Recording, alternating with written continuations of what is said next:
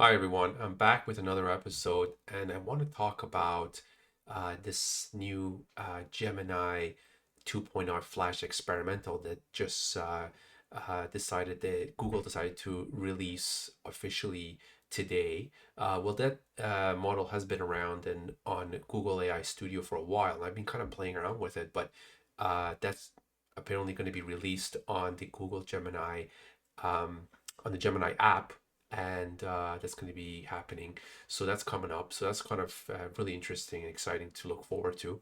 But I want to talk about what the difference is and why it's so good, because this is Google's thinking model. And I've been a big fan of DeepSeek R1 for a while now, but I decided to give it a piece of code and kind of have it explained to me and see the difference between what the Flash 2.0 thinking experimental does versus the DeepSeek R1. So here's the code snippet. It's a PyTorch code.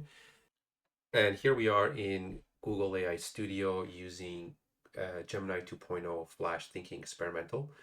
And this is the prompt that I'm using. I just basically threw in the image, expecting the model to parse that, and then using this prompt, I wanted to see. And I did the same thing in DeepSeek, and I'll show you DeepSeek in a second. But I just want to give you a kind of a rundown of what kind of output I got from this. It's incredible.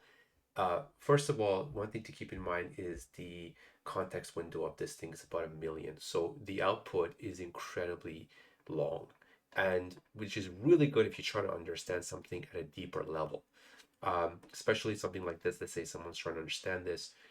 Just look at the detail that it goes into in every single line of code that I just provided. I mean, this is really, really good.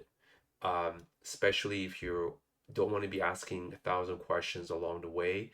Like a chatbot, this thing gives you everything you need to know. It's almost like you just open up a section of a textbook, and specifically for that particular topic that you wanted to know about.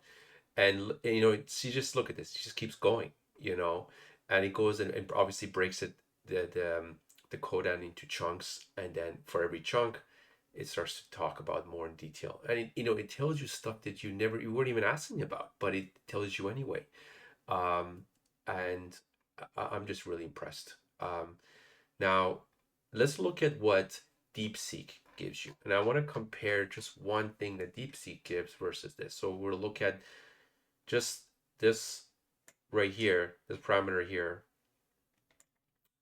and look at the amount of context that he talks about here versus here. Same exact thing, same exact prompt, and this is the thinking that it did, and I'll show you in a second with Gemini as well. But that's all you got. Normalization value for data preprocessing. That's it. Um, and I mean, you can say that yes, he did break it down and give you a bit of an explanation. So he did add, but he just used kind of comments in order to give you understanding. Um, Not as great as what we're getting out of uh, the Flash thinking experimental. This is really what it's going to come down to in the future when we're trying to understand a deep understanding of something.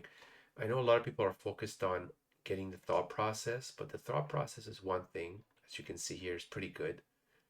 But uh, the detail of the output, because to me, this is higher level detail, right? This is an explanation, higher level explanation. This is an in-depth explanation, and it's incredibly useful in many scenarios, especially if you're trying to uh, really understand things. Let's say it's analytical stuff, or even in this case, you're trying to learn a piece of code or understand how something works. Um, what I find it really good for is, again, it gives you a lot of data to and text to read, so that you don't have to ask 1,000 follow-up questions afterwards.